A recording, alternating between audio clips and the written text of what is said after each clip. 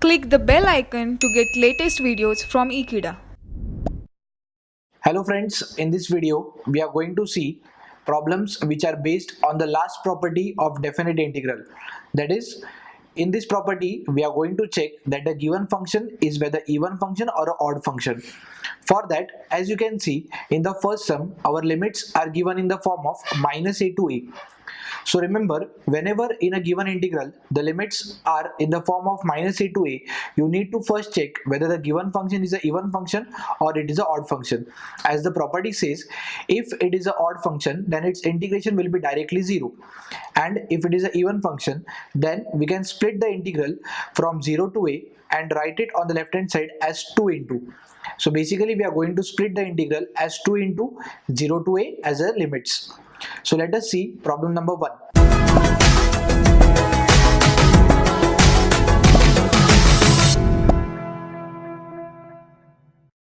Integral minus 1 to 1 x square upon 1 plus x square dx. Now the first step is to check whether the function is even or odd. For that, let us write down f of x, which is equal to x square upon 1 plus x square. Now in this function we are going to substitute x as minus x first. So this will become f of minus x. We have minus x the whole square upon 1 plus minus x the whole square. So we have just replaced x by minus x. On further solving, minus x the whole square will give you plus x square upon 1 plus x square. As you can see, after substituting x as minus x, we are again getting the original function f of x. It means f of minus x is equal to f of x. If such condition is followed, then we say it is an even function. Therefore the definition goes, if f of minus x is equal to f of x, we say the function f of x is an even function. So the first step is to conclude whether it is an even function or an odd function. We have to do only for the cases where the limits are given in the form of minus a to plus a. Now, if the function is even function, we are going to split the given integral as 2 into 0 to a. The lower limit will be same, but the upper limit will be 1.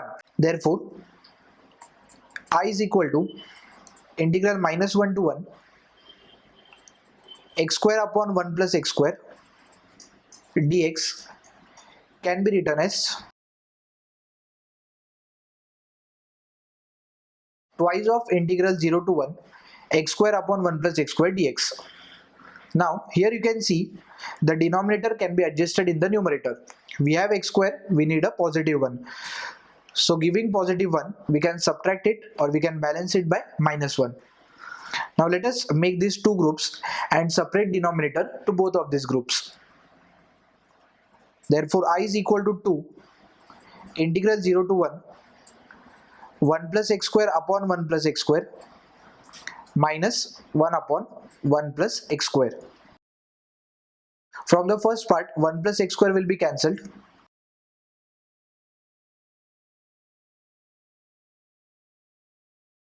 And we have I is equal to 2 into integral 0 to 1 minus 1 upon 1 plus x square dx. Therefore,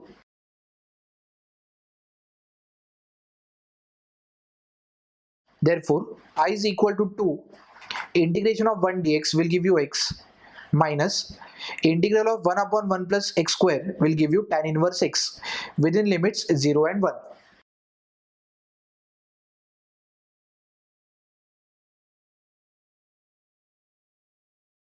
After substituting upper and lower limits, we have 1 minus tan inverse of 1 minus of 0 minus tan inverse of 0.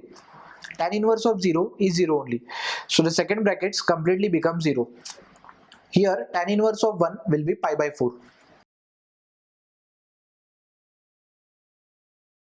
On further solving, this will give you I is equal to 2. We have 4 minus pi upon 4.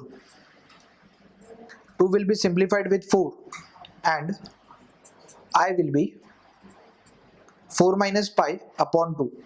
This is our final answer. I hope friends you have understood this problem. Thank you for watching this video. Stay tuned with Ekeeda and subscribe to Ekeeda.